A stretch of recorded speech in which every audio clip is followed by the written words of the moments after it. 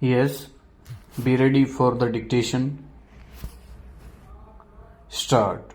Therefore, reiterate that the power derived from the penal code for any modified punishment with the punishment provided for in the penal code for such specified offences can only be exercised by the High Court and, in the event of further appeal, only by the Supreme Court and not by any other court in this country. Stop. To put it differently, the power to impose a modified punishment providing for any specific term of incarceration or till the end of the convict's life as an alternate to death penalty can be exercised only by the High Court and the Supreme Court and not by any other inferior court. Stop. What is held by the Constitution bench cannot be construed in a narrow perspective. Stop. The Constitution bench has held that there is a power which can be derived from the IPC to impose a fixed term, sentence or modified punishment which can only be exercised by the High Court or, in the event of any further appeal, by the Supreme Court and not by any other court in this country. Stop.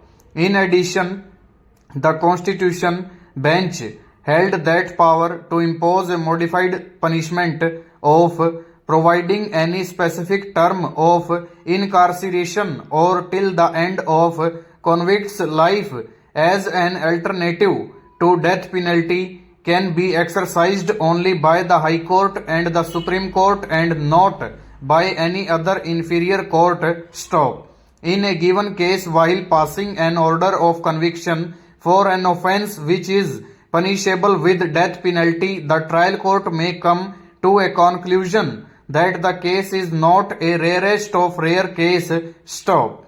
In such a situation, depending upon the punishment prescribed for the offence committed, the trial court can impose other punishment specifically provided in section 53 of the IPC. Stop.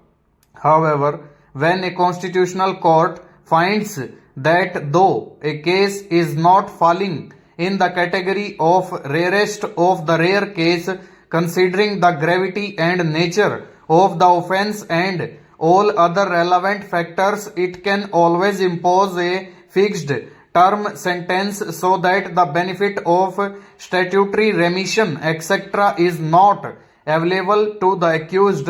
Stop. The majority view in the case of V. Shriharan cannot be construed to mean that such a power cannot be exercised by the constitutional courts unless the question is of commuting the death sentence. Stop.